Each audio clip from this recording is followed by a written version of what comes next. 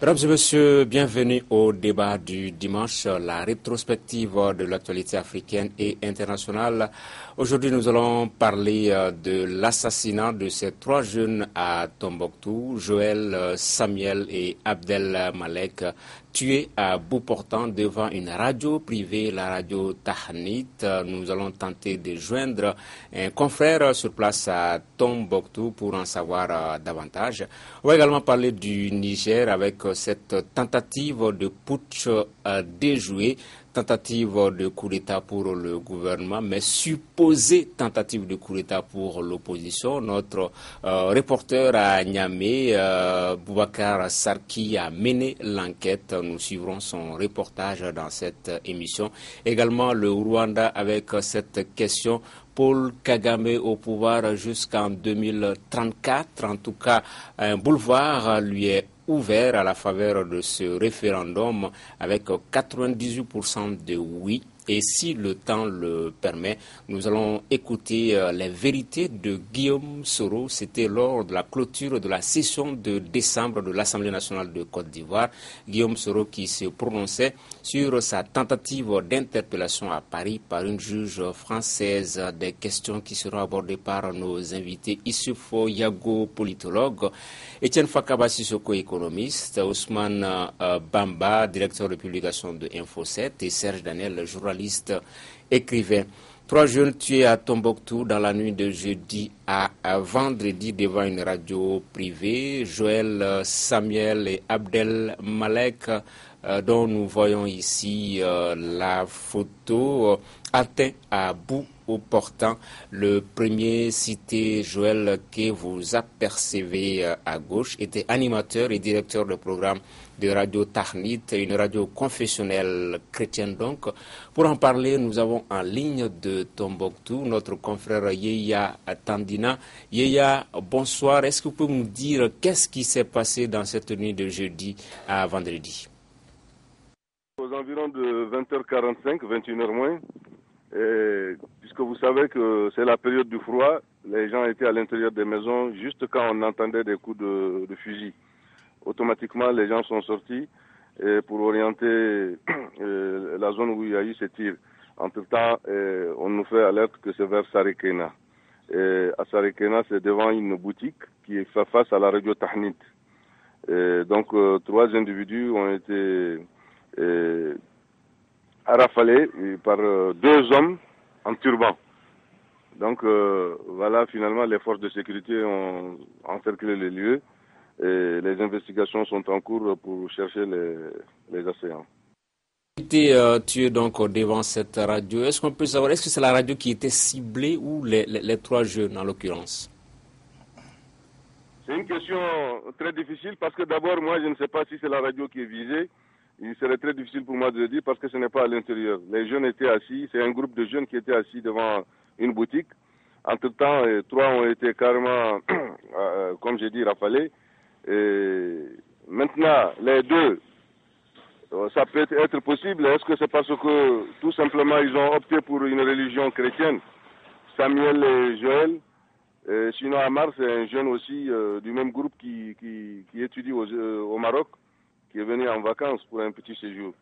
Mais je ne sais pas réellement est-ce que c'est la radio qui est visée ou bien c'est les animateurs, ou bien parce que tout simplement ils sont des jeunes, parce que la même semaine ils viennent d'organiser une caravane pour la paix et qui a été clôturée par un grand spectacle, concours de rap, des trucs comme ça. Et c'est des jeunes qui commencent à imposer leur influence, je ne sais pas, par jalousie. Une ville où les armes circulent ainsi, c'est difficile de dire, c'est difficile de ne pas dire que tout le monde n'est pas criminel. On peut régler même les comptes par-ci. Donc moi, c'est très difficile pour moi. Je suis sur les études pour voir en réalité quelles sont les motivations de ces assaillants. Merci Yeya Tandina et bonsoir à Tombouctou. Je vous en prie. Voilà, Issoufou Yago, je ne sais pas si c'est votre point de vue, mais est-ce qu'il n'y a pas une tentative d'instrumentalisation à travers le fait de cibler ces jeunes et également devant cette radio confessionnelle? Je pense que s'il y a une tentative d'instrumentalisation, pour moi, elle est vouée à l'échec parce que le Mali ne connaît pas ce genre de problème. C'est une adversité entre religions n'existe pas au Mali. Les religions ont toujours travaillé ensemble en bonne intelligence. Et donc, cette tentative, si c'en est une, elle est vouée à l'échec. Moi, je ne pense pas que ça en est de toute façon une. Oui, elle ne pourrait pas passer. Etienne Fakaba Sissoko. Il est clair que malgré les indices aujourd'hui qui sont mis en évidence, moi je ne sais pas si les faits se sont déroulés exactement tels que décrits, mais ce qui est sûr, c'est que aujourd'hui l'insécurité est en train de gagner du terrain. Ce qui est sûr, c'est que l'accord de paix qui a été signé justement pour permettre une stabilisation de notre pays n'est toujours pas en marche. Ce qui est sûr également, c'est que aujourd'hui, Yad Agali et tous ces groupes terroristes qui ont juré de faire échec à cet accord de paix, de créer un climat de frayeur dans notre pays, sont aujourd'hui en train de réussir. Et il y a urgence justement que nous nous mettions ensemble pour faire aboutir cet accord de paix, même si, encore une fois de plus, je ne pense pas que cet accord puisse véritablement régler quelque chose. Donc à nous de chercher d'autres solutions pour justement mettre fin à tout cela. Bamba. Alors moi je pense que la question mérite qu'on s'y arrête profondément parce que je pense que c'est très sérieux. D'abord j'ai eu la chance de sillonner le Nord à la suite de l'occupation de cette partie de notre pays par les djihadistes. Donc j'ai eu la chance de rencontrer les directeurs de cette radio Tahanit.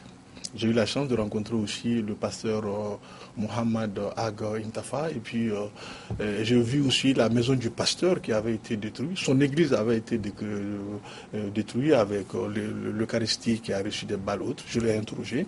Et le directeur de la radio aussi. Donc, ce triple attentat se passe aussi à côté. Et parmi les victimes, c'est 2 journalistes aussi de cette même radio. Donc, ça me pose une question. Qu'est-ce qu'on dit dans cette radio?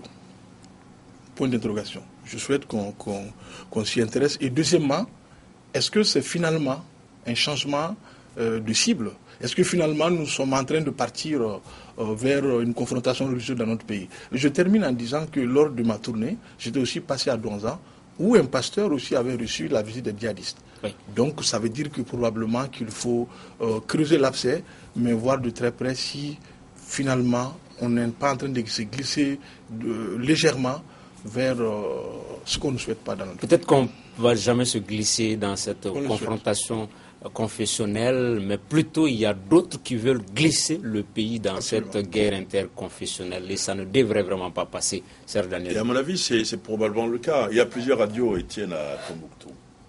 Mais pourquoi ils vont à cette radio, pas à une autre radio? Il y a peut-être un problème. En plus, Joël, lui, je l'ai connu, je ne connaissais pas les 2 autres. On sait que Joël s'est converti, donc c'est devenu catholique. Donc, je me pose cette question. Donc, s'ils sont allés à cette radio, c'est qu'ils visaient quelqu'un qui travaillait à cette radio-là. Cette radio était probablement une radio qui était visée. Maintenant, les enquêtes sont en cours, c'est vrai qu'on ne sait pas, il faut attendre. Mais la deuxième chose, c'est que, bon, on a tout à l'heure... le confrère qu'on a entendu parlait de 2 hommes armés. Moi, j'avais appris plutôt un seul homme armé. Il faut quand même avoir du culot pour mener une opération comme ça, de cette envergure, venir tirer sur des gens et repartir. Et en plus, le jour où ça s'est passé, Tombouctou était censé être une ville plus sécurisée que d'habitude parce que ton oncle, le chef d'état-major de l'armée, était sur place.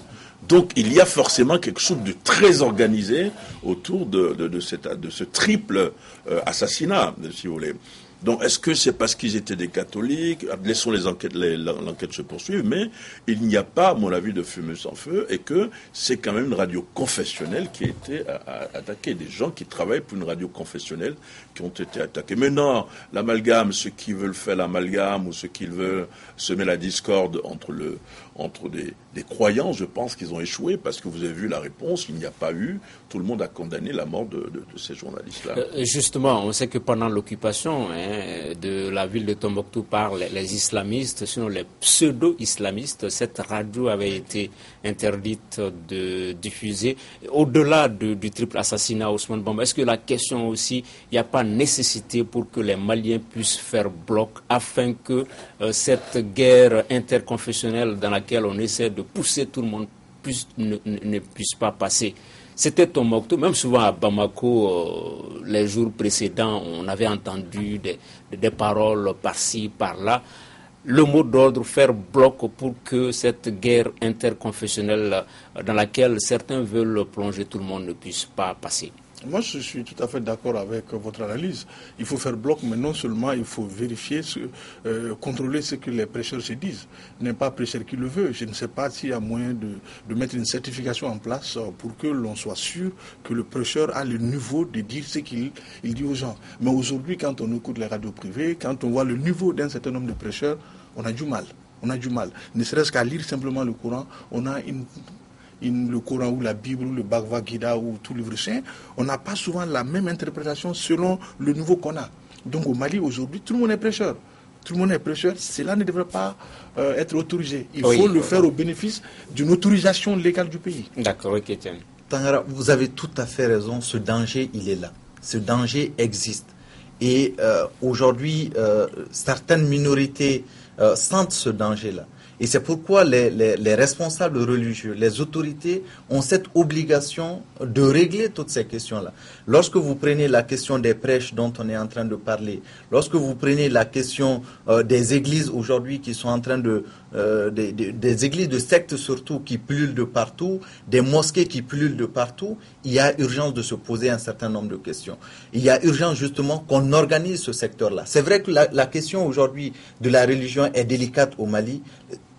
Tous les hommes politiques sont aujourd'hui frileux à aborder cette question. Le gouvernement est frileux à aborder cette question. Pourtant, c'est une bombe à retardement, il faut la traiter. Et les leaders religieux, de mon point de vue, ont un rôle crucial à jouer. Et aujourd'hui, on ne les entend pas. Que ce soit l'archevêque, que ce soit les autres religieux de la religion islamique, on ne les entend pas assez.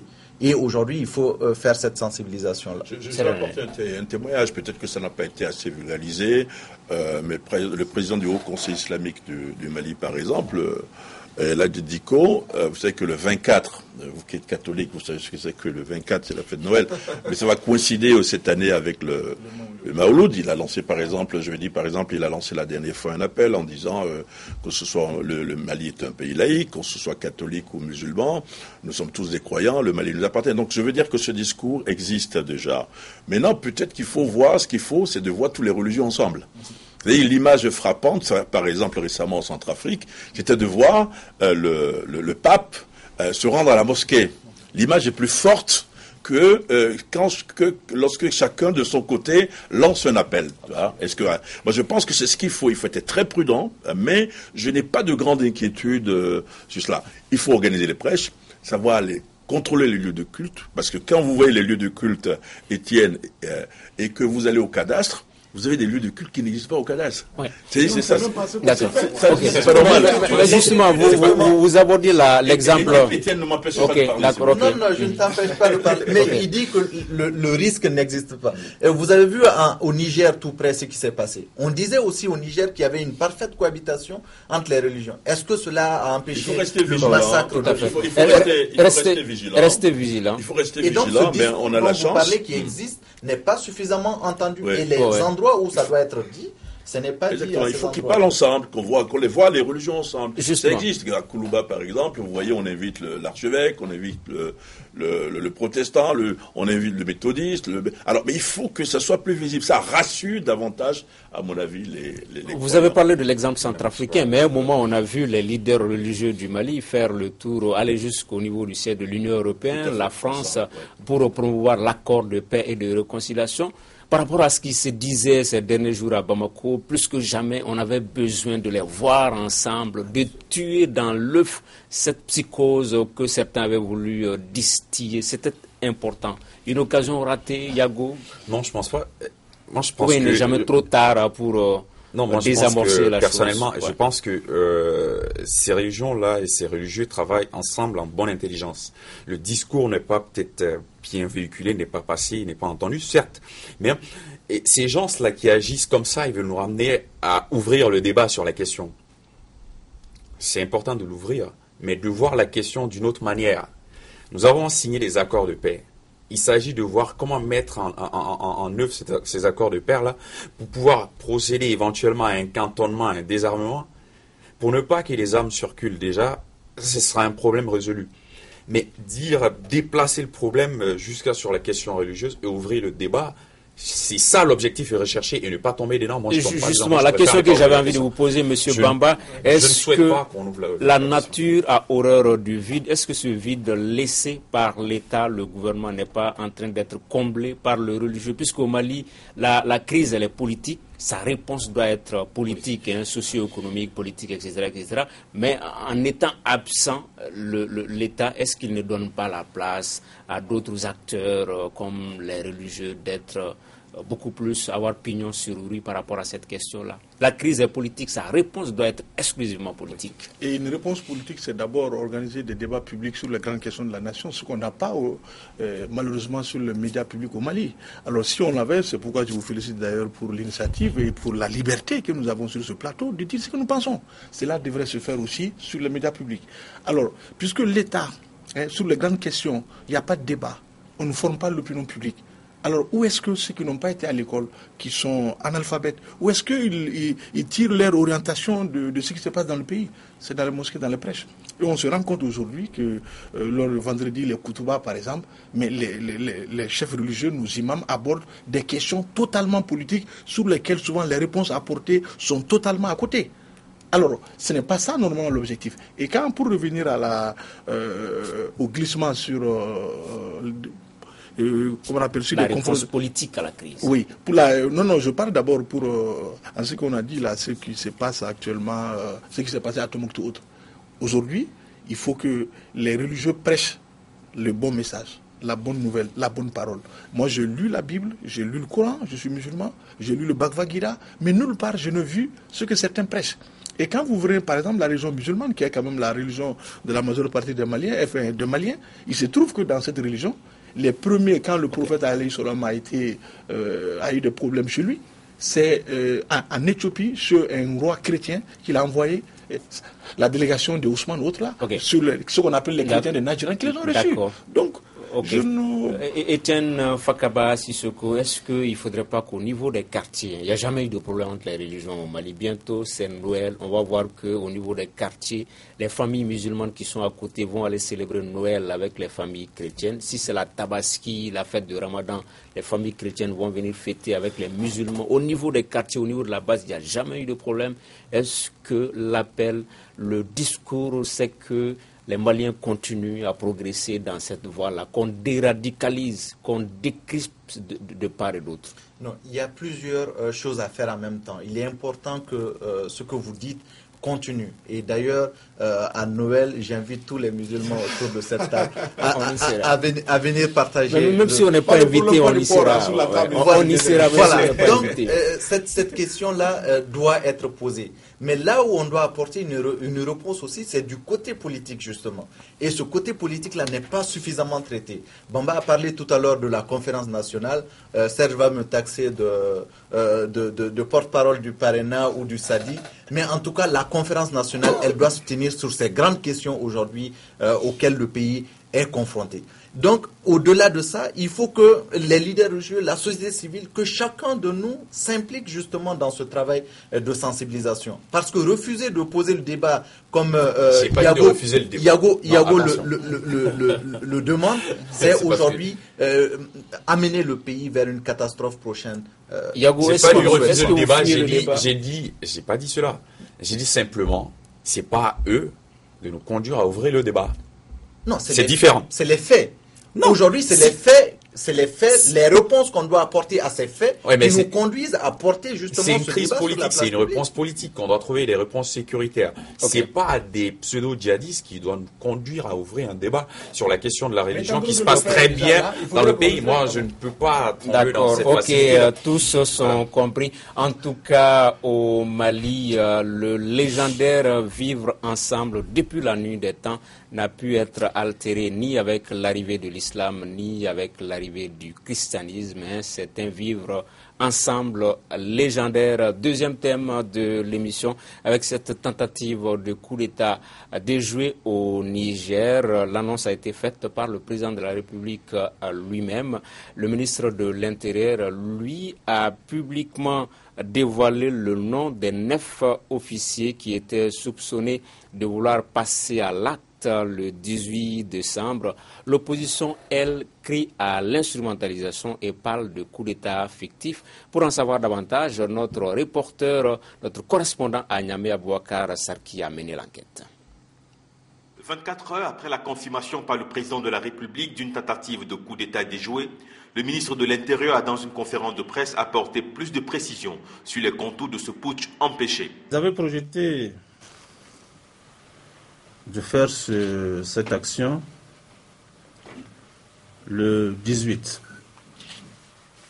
le vendredi 18, au retour du président du défilé militaire de Maradi. Parce que, semble-t-il, ceux qui connaissent, c'est le moment le plus favorable quand la garde présidentielle rentre. Il semble que c'est le moment le plus favorable pour eux pour pouvoir intervenir et neutraliser la défense du président. Mais, à la veille de leur arrestation, donc le dimanche, ils ont changé d'option. Ils avaient avancé la date d'exécution de leur projet et l'ont ramené au 17. Nous nous étions retrouvés, évidemment, devant une décision à prendre. Ils ont été suivis, je voudrais le dire, depuis près d'un mois. On attendait qu'ils arrivent à la fin de leurs préparatifs pour pouvoir agir. Arrêtés le lundi 14 décembre, les noms des 9 officiers supérieurs et sous-officiers ont été dévoilés. Ce sont le général Salou Suleiman, inspecteur général des armées et de la gendarmerie. 2, le colonel Edith Anhawa, commandant de la base aérienne 101. Donc 3, le lieutenant-colonel Tahir Ouzarman de l'armée de l'air. 4, le lieutenant-colonel Narey Maidoka, ex-commandant du bataillon d'artillerie de Tillabéri. 5, le commandant Issoufou Oumarou, ex-commandant du groupe d'intervention de la DGDSE, c'est-à-dire logé à la présidence. C'est une force spéciale dédiée à la lutte antiterroriste. 6, le capitaine Amadou Chekarao, qui commande la force spéciale aussi dédiée à la lutte antiterroriste. C'est une unité d'élite qui est à Walam. 7, le capitaine Issa Amadou Kounché. 8, le lieutenant Korao, qui est du bataillon d'artillerie de Tillabéri aussi. 9, le sous-lieutenant Ousmane Awal Hambali. Dans une déclaration, l'opposition politique l'a qualifié de coup d'État fictif. Même les plus sceptiques ont fini par se convaincre des intentions malsaines de Issoufou Mahamadou. Les coups d'État fictifs et les différentes affaires montées de toutes pièces contre les opposants politiques révèlent aujourd'hui la face cachée de l'iceberg. Le ministre de l'Intérieur affirme détenir les échanges des SMS entre les officiers impliqués et annonce qu'une enquête est d'ores et déjà ouverte. Voilà, coup d'État pour le gouvernement, tentative de coup d'État pour l'opposition. Ousmane Bamba, qui croire finalement, c'est parole contre parole. Même si le ministre de l'Intérieur dit qu'il a des preuves, des SMS qui auraient circulé. Il faut croire en la version officielle. Pourquoi? Vous savez, il faut faire la différence de l'information et les renseignements. Des militaires sont en train de se diriger vers un palais. Ils ont des armes à portée de bras. C'est une information, c'est un fait. Mais ils veulent faire un coup d'État, ils se sont organisés, c'était ce jour-là qu'ils devaient le faire par un autre. C'est l'information a été traitée, c'est un renseignement. Donc les autorités officielles, en tout cas le président de la République qui l'a dit, je le crois, détient le renseignement du pays. Donc pour moi, s'il le dit, il y a eu un coup d'État. Une tentative. Pour une tentative de coup d'État. Et quand on analyse aussi les propos du ministre de l'Intérieur, c'est le ministre de la Défense, de l'Intérieur, on sait tout de suite qu'il y a eu quelque chose. Voilà. Bamba, et moi, je crois que c'était une tentative. Tout de suite crédule, Etienne Fakaba. Il faut rappeler que c'est la deuxième fois quand même que le président Youssouphi crie à une tentative de coup d'État. Et la première fois, vous vous souvenez, les gens ont été arrêtés et puis ils ont été relâchés. Aucun jugement, de mon avis quand même, je peux être contredit, n'a été fait pour les blanchir ou pour les condamner. Et aujourd'hui, on nous sort un autre coup d'État. Pour quelles raisons? Moi, je n'en crois pas un mot. Et je suis de l'avis de l'opposition qui pense aujourd'hui que c'est une manœuvre de diversion. Simplement, dans quel objectif? Certainement de pouvoir retarder les échéances qui sont prévues dans 2 mois, ne se sentant pas justement très près. C'est ce que je ne comprends pas justement, parce qu'aujourd'hui, tous les signaux montrent qu'il a un bilan qui pourrait pencher en sa faveur pour remporter d'éventuelles élections. Yago. Tentative de coup d'État, moi j'attendrai les résultats de l'enquête. Je préfère être prudent sur cette question-là. Déjà, il y avait des difficultés dans la relation avec l'opposition sur le fichier électoral qui a été validé. L'attaque du siège du parti sont les précédents, mais tentative de coup d'État, je préfère attendre les résultats des enquêtes. J'ai sourié tout à l'heure parce qu'il arrive à Étienne de m'envoyer des SMS. Je lui disais de ne plus m'envoyer des SMS pour qu'on ne nous accuse pas. En fait, le gouvernement nigérien a très mal communiqué sur l'affaire.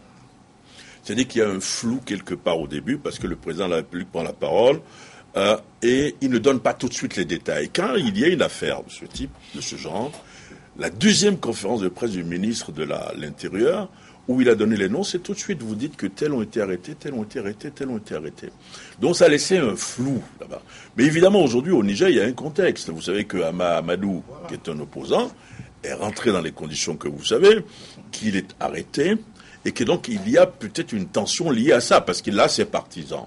Je suis de votre avis, il faut attendre les enquêtes. La fin des enquêtes pour savoir. Moi, on ne va pas attendre la fin des enquêtes pour savoir. C'est-à-dire en 1 semaine, en 2 semaines, on devrait pouvoir voir clair dans cette affaire. De la position du gouvernement, est-ce que les élections seront tenues en février comme prévu? Est-ce qu'on va s'entendre sur le fichier électoral? Il y a tout ce contexte qu'il faut voir. Moi, je suis prudent. Chaque fois qu'on parle de tentative de coup d'État, c'est toujours difficile d'apporter les preuves parce que les autres, ils sont aux arrêts aujourd'hui, arrêt de rigueur parce qu'ils sont des militaires, ils n'ont pas droit à voir les avocats, donc c'est assez complexe pour le moment. Je suis réservé sur la démarche à suivre aujourd'hui. Est-ce qu'il faut dire oui, bon voilà, ils ont fait effectivement un coup d'État, il faut les écouter également. Ouais. Et donc c'est pour cette raison que je dis que dans les jours qui vont venir, dans les semaines qui vont venir, on saura très très rapidement exactement ce qui s'est passé. Bamba, vous voulez ajouter quelque chose? Moi, je suis tout à fait d'accord avec l'analyse de Serge. La tension était là.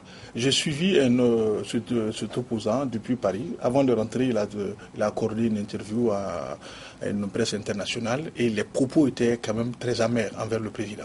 Il dit qu'il rentrera, quoi qu'il arrive, on verra. Cela suppose probablement qu'il pensait avoir des appuis. Sinon, un opposant qui parle de cette façon, qui rentre dans le pays, qui est gouverné par un président, que vous critiquez avec une telle véhémence, ça veut dire Yangui sous roche. Donc, pour moi, probablement, c'est clair, l'opposition n'est pas en dehors de tout ça. Et j'imagine que Étienne n'est pas d'accord. C'est mon point de vue. Oui, je suis tout à fait d'accord. C'est mon point de vue. Nous sommes ni avec Bamba, ni avec Serge. Dans la mesure où la tension était là, d'accord. Mais de là à dire aujourd'hui que cette tentative de coup d'État pouvait être liée à la venue de l'opposant, moi je n'en crois pas un mot, parce que tous ceux qui ont été arrêtés, c'est des militaires.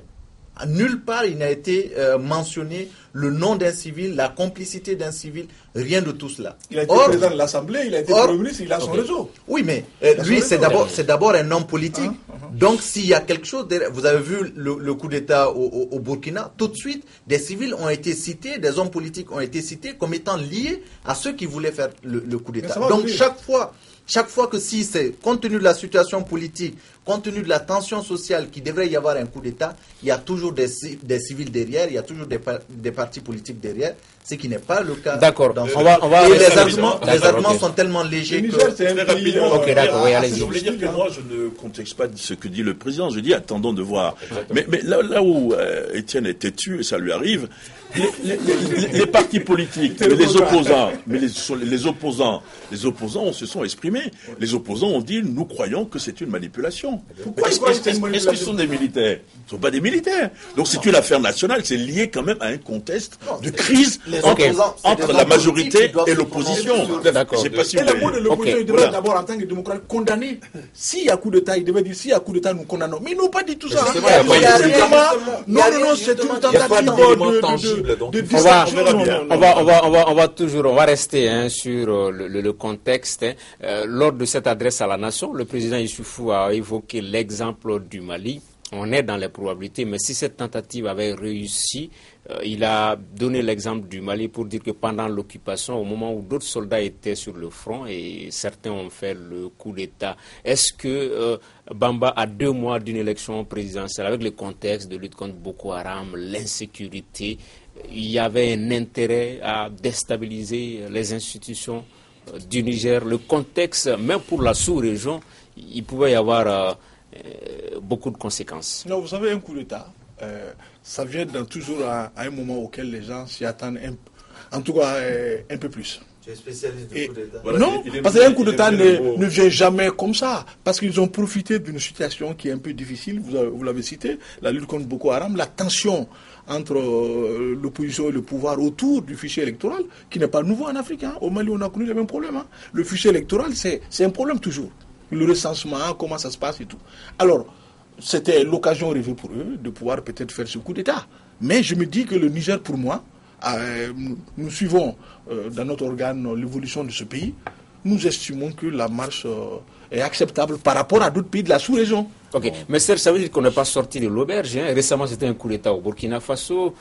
Il y a 3 ans, un coup d'État au Mali. Une autre tentative d'échouer au Niger, malgré le contexte. Ça veut dire que le feu couvre.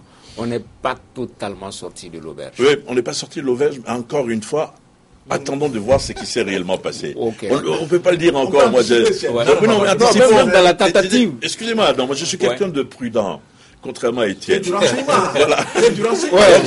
Donc effectivement, mais il faut souhaiter une chose, et là je vous rejoins, il faut souhaiter que ça ne bloque pas, ça n'empêche pas les élections de se tenir dans 2 mois, je crois, dans 3 mois, en février. Il faut espérer que ça n'empêche pas le processus d'aller à son terme. Il faut espérer que ça n'empêche pas le Niger d'avoir des élections démocratiques, libre et transparente. Il ne faut pas que ce soit une espèce d'écran de fumée qui empêche le processus d'aller à son terme. D'accord, ok. Non. Comment vous voulez que dans une telle situation où on emprisonne des opposants, où on interpelle n'importe comment, où les libertés individuelles et même collectives souvent... Mais là, vous faites l'apologie du coup d'État. Non, je ne fais pas l'apologie du coup d'État. Je dis simplement qu'aujourd'hui... Il y a 2 semaines, j'étais là en train justement de flatter le bilan justement du président du Niger. Donc pour dire que je suis objectif dans les analyses que je fais. Mais je dis simplement que en créant ce climat de méfiance entre la classe politique, entre les hommes politiques et l'État, que difficilement on va pouvoir tenir les dates au moment convenu.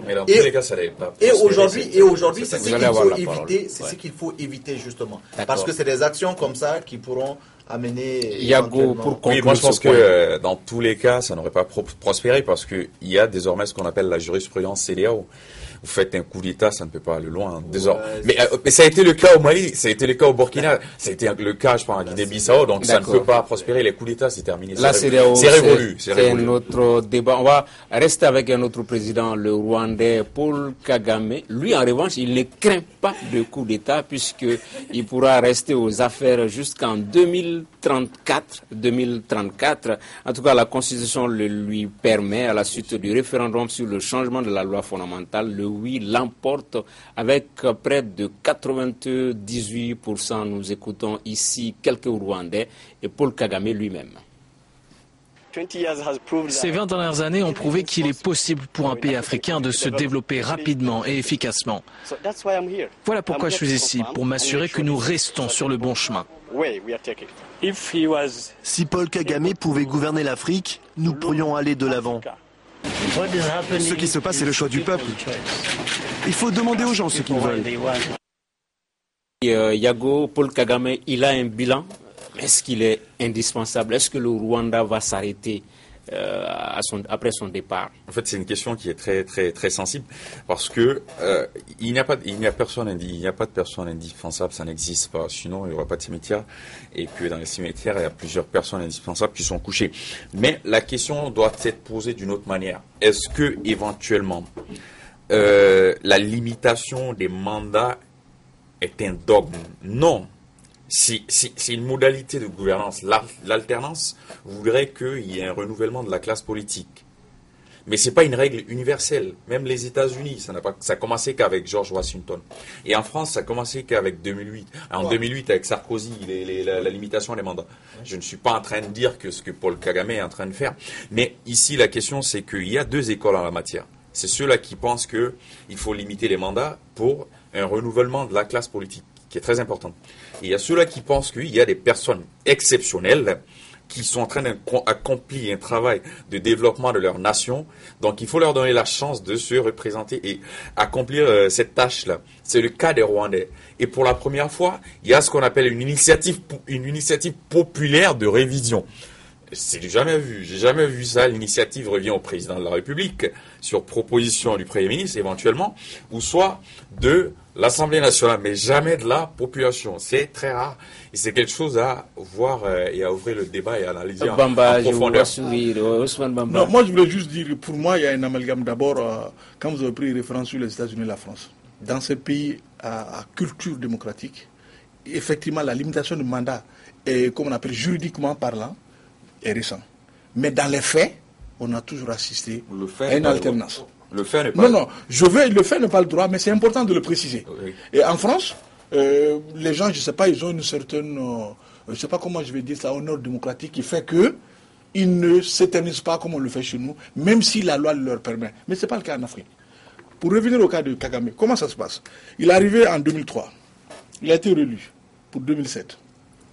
Et son mandat termine en 2017. Et avant la fin de son mandat, il organise un référendum. Et vous savez les conditions dans lesquelles en Afrique ces référendums sont organisés. Il organise un référendum, le septennat, le mandat actuel c'est un septennat. Dans le référendum, le texte est référendaire, ce n'est plus un septennat, c'est un quinquennat. Donc le président va être éligible une seule fois. Mais il dit, on va avoir un septennat intérimaire. Transitoire. Pendant lequel il estime qu'il doit être encore là pour mettre les réformes. Et les textes lui permettent, après 2017 plus 7, ça fait 2024, qu'il ait la possibilité encore d'avoir 2 mandats de 5. Il aura 78 ans. Alors, c'est là où je me dis, je le dis ici sur ce plateau, aucun président africain n'a mieux fait pour son pays que Mandela de l'Afrique du Sud. Mais il est parti après un mandat. C'est parce que son bilan est le jeu qu'il doit partir pour montrer la voie. Ça ne suffit pas de bien travailler pour son pays. Mais croire que sans lui, le Rwanda n'existerait pas est une lourde erreur. Surtout pour le contexte socio-politique et configuration, stratification sociale de ce pays-là. Je pense qu'il doit montrer la voie, asseoir les bases de la démocratie pendant qu'il est encore là pour voir. Si ça ne va pas, il peut rectifier. John Rawlings, il a pris le pouvoir dans les conditions qu'on sait. Il a exercé pendant un moment.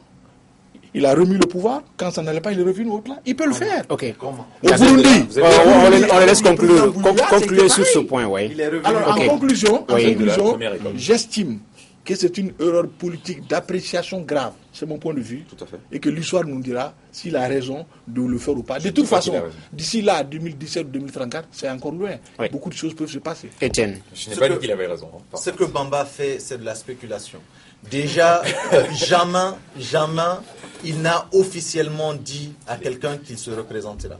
Et ce qu'il ne précise pas, c'est que cette révision constitutionnelle n'est pas demandée, n'a pas été demandée par le président de la République. C'est la population elle-même. Non, mais tout ça, Etienne, on peut deviner ça. Oui, c'est votre liberté. C'est votre liberté tout cela. Mais en tout cas, ce n'est pas le président de la République qui a demandé cette révision constitutionnelle. Et deuxième fait, c'est également le résultat. Vous nous dites qu'il faut respecter le mandat constitutionnel. Le mandat constitutionnel vient de quoi? Ça vient de la Constitution. La Constitution, c'est qui? C'est le peuple. Et c'est le peuple aujourd'hui qui, en majorité, demande qu'on revienne sur cette même Constitution. Et qui accorde sa confiance à une forme de gouvernance. Donc vous nous dites qu'il faut mettre un terme à cela au nom de quoi? L'alternance, pour quelle fin? C'est pour quelle fin? C'est d'abord assurer aux populations un bien-être social à travers l'amélioration de leurs conditions de vie. Aujourd'hui, c'est ce qui est en train d'être fait. Voulez-vous que cela continue ou est-ce que nous revenions en arrière pour nous amener dans une aventure que le peuple rwandais ne connaît pas l'issue? C'est ça la question fondamentale. D'accord. La démocratie Daniel, c'est cela. vous allez revenir, mais on laisse réagir Sir Daniel. Étienne applique la technique du billard à 3 bandes. Voilà, ça c'est clair, c'est la technique du billard à 3 bandes. Ça ne marche pas comme ça forcément en politique. J'avais dit à l'époque, Alexis n'était pas là, il est allé en reportage à Ségou où fêter les deux, et Étienne à l'époque disait non, il veut forcément pas réviser pour se présenter. Mais pourquoi il veut réviser? Attendez, Étienne. Aujourd'hui, il n'a pas dit encore. L'intention de Kagame est claire. C'est de dire, je veux jouer aux prolongations, je veux rester au pouvoir. Si on modifie, la première condition pour qu'il reste au pouvoir, c'est de modifier la Constitution. Il a choisi la voie, vous avez parlé de voie populaire, c'est la première fois, etc. Ce qui est important, ça, c'est un faux débat, tout cela. Lorsque vous voulez aujourd'hui changer de Constitution en Afrique pour vous représenter, pour rester au pouvoir, si la rue ne réagit pas, vous avez réussi. Et c'est ce qui se passe. Retenez-le, la rue n'a pas bougé, il estime qu'il a la majorité. Je peux en placer une dernière. Okay. La rue n'a pas poussé. Il a réussi et il va se représenter, Étienne. Il n'y a pas autre chose. C'est quand la rue ne bouge pas. Blaise est parti parce que la rue a bougé. Exactement. Si la rue n'avait pas bougé, la communauté internationale suit essentiellement la rue. Il y a des condamnations de principe, comme aux États-Unis, le président américain qui parle, le français, etc. Mais ça ne règle pas la question. Et c'est ce qui va se passer. Et je prends la place de Tangara en vous posant la question, comment vous interprétez justement cet immobilisme-là, ce manque de contestation. Non, cette question... D'accord, ok. Donc, cette question, on la pose à Bamba. Pourquoi la population est restée immobile? Je veux d'abord enlever un hiatus. Du point de vue du droit, le droit est avec lui. Ok, on est d'accord. Il a respecté les formes constitutionnelles légales dans son pays. Mais nous, quand nous parlons dans l'ordre de l'éthique de la démocratie, dans la bienséance démocratique. C'est pour ça.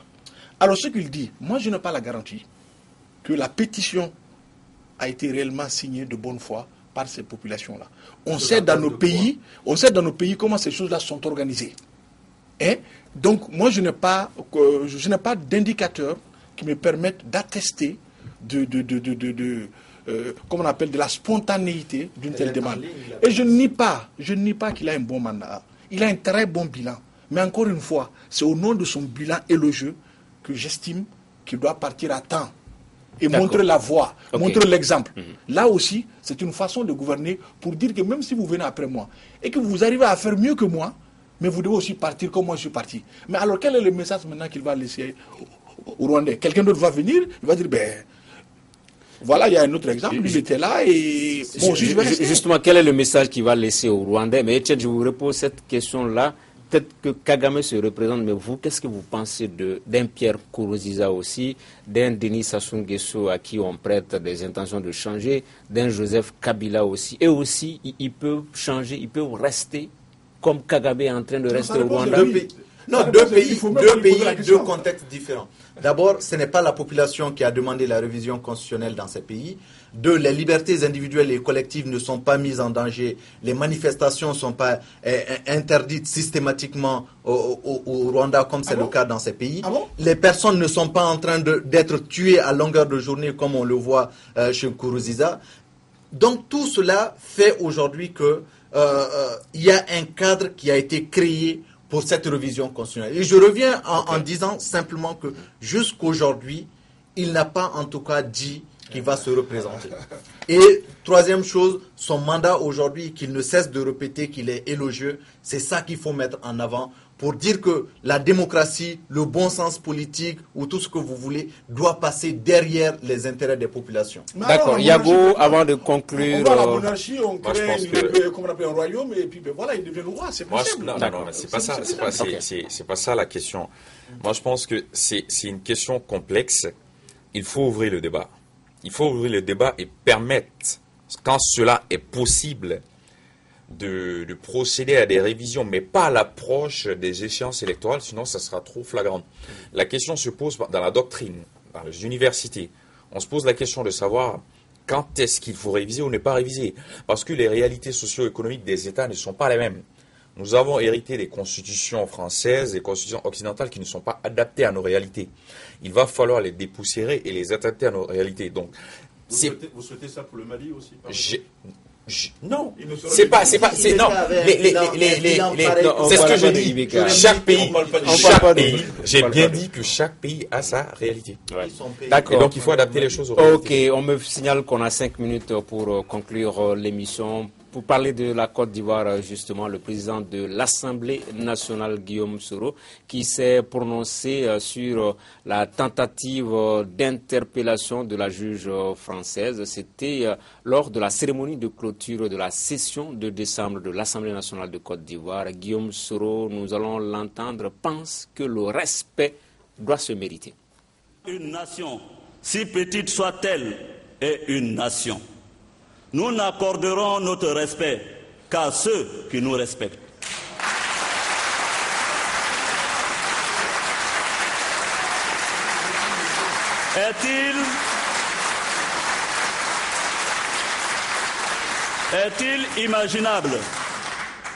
Est-il imaginable, chers collègues, un seul instant, qu'un officiel français soit convoqué par des juridictions nationales ivoiriennes sur des faits qui se sont produits en France entre deux Français?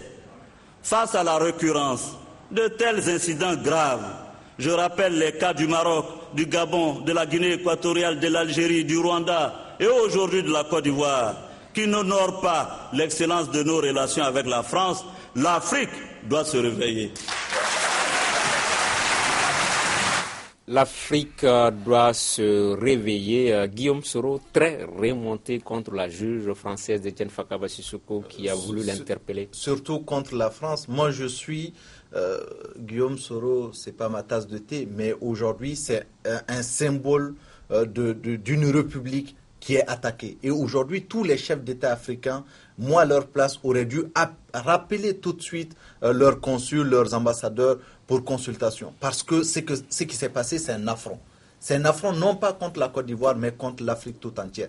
Et des choses comme ça, il a rappelé les faits, il a rappelé les précédents, et c'est des faits aujourd'hui auxquels on ne doit plus assister en Afrique. D'accord, si on veut se faire tour de table rapide, on est au terme de l'émission. Bamba, je veux simplement préciser qu'en fait, il y a comme on appelle une action qui a été demandée par un Français, parce que le fils de Gbagbo, il est français. Donc il a porté plainte devant les juridictions de son pays. Et en ce moment, Guillaume Soro s'est retrouvé en France. Et en ce moment, ils peuvent l'interpeller. Je prends un exemple. Non, je dis. Mais il y a l'immunité. Si un Malien, il est le président de l'Assemblée nationale de Côte d'Ivoire. Oui, ça c'est sûr. Si un Malien porte plainte contre un Français qui est en France, bon, peut-être qu'on ne va pas le chercher. Mais si ce Français arrive à mettre le pied ici, le juge d'instruction du Mali a bien la possibilité de Maintenant, compte tenu de la qualité de l'homme, c'est vrai qu'il fallait entourer ça d'un certain nombre de choses. Mais je ne sais pas aussi quelle est la nationalité de Guillaume Soro. Est-ce qu'il est aussi français? Il est nationalité ivoirienne. Parce que tous nos hommes politiques, ils ont la double nationalité. Je ne le sais pas. Non, donc il faut le savoir. Il est de nationalité ivoirienne, même si c'était pas Guillaume Soro intuité personnel. C'était le président de l'Assemblée nationale. Je suis d'accord avec ça. Il y a beaucoup de Moi, je n'ai pas grand-chose à dire. Je pense qu'il faut qu'on se fasse respecter et qu'on respecte nos autorités. On ne peut pas quand même interpeller la deuxième personnalité d'un État comme un vulgaire délinquant qui se trouve sur le territoire français. La même chose n'aurait pas été possible avec le président de l'Assemblée nationale française en Côte d'Ivoire. Donc il faut qu'on se fasse respecter et que nos partenaires stratégiques nous respectent, comme on les respecte. Il y a ce qu'on appelle l'immunité. Vous vous souvenez, il y avait un ancien ministre de la Défense des États-Unis qui était dans le même cas en France. Il est allé en France, il y avait une plainte. La justice a dit, nous ne pouvons pas le poursuivre parce qu'il y a l'immunité. Soro, Guillaume avait l'immunité. Moi, ce qui m'a frappé et ce que j'ai beaucoup apprécié, ça a été la réaction du président Alassane Ouattara. lettre de protestation, envoyé son avion pour chercher le président de l'Assemblée nationale. Et vous savez, les choses se passent. Soro n'est pas allé en France pour rien. Avant qu'il ne parte en France, les diplomates français accrédités à Abidjan lui avaient dit, certifié, vous allez en France, vous avez le droit d'aller en France, rien ne vous arrivera. Maintenant, quand il va en France et quelque chose lui arrive, on peut penser à un traquenard. J'espère que c'est pas un traquenard, mais je trouve qu'il a eu un excellent discours à l'Assemblée nationale et que les députés ivoiriens ont fait ce qu'il fallait faire, que le président de la République a fait ce qu'il fallait. Il faut qu'on nous respecte. Mais on respecte les États qui se respectent. Et la Côte d'Ivoire est un pays qui se respecte. Et c'est sur ce que prend fin ce numéro du débat du dimanche. Merci de l'avoir suivi. Nos invités étaient Issoufou Yago, politologue, Etienne Fakaba Sissoko, économiste, Ousmane Bamba, directeur de publication de Info 7, et Serge Janel, journaliste écrivain. Dimanche prochain, vous pourrez suivre la rétro 2015, la rétrospective de l'actualité africaine et internationale au cours de cette année 2015, un enregistrement public. C'est ce qu'a dimanche prochain. D'ici là, passez d'excellents moments en compagnie des programmes de la panafricaine.